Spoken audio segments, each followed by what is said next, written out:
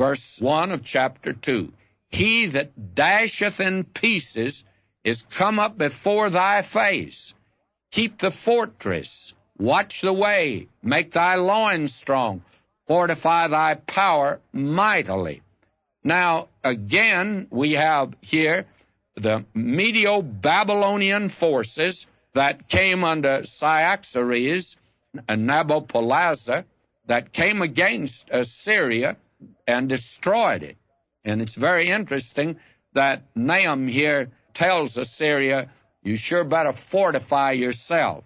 I think that's a biting sarcasm myself, because the Assyrians spared no one, and they thought that their place was impregnable, that they could withstand any kind of a judgment. Well, God is saying to this nation that you're going to be destroyed. Now, verse 2, for the Lord hath turned away the excellency of Jacob, as the excellency of Israel, for the emptiers have emptied them out, and marred their vine branches. This is a detailed prophecy now, which is today an accurate historical record of what really took place at that time.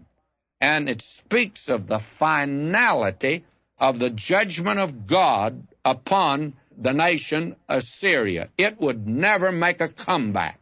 Assyria never did make a comeback and never will make a comeback. Babylon will, and also some other nations. But Assyria, one of the great world powers in the ancient world, will not make a comeback. God makes that very, very clear. Now, the capture of Nineveh here is described in rather lurid terms, to tell the truth. And it reveals how terrible it was. And you could write over this entire passage here. You could write over it, whatsoever a man sows, that shall he also reap. They had been a very brutal nation, one of the most brutal nations that the world has seen. When we were studying the book of Jonah, I called attention at that time to the fact that one of the things the Assyrians did to their enemies was to bury them out in the desert in the sand right up to their neck, up to their chin, and then put a thong through their tongue and leave them out in the hot blazing sun, first to go mad and then to die.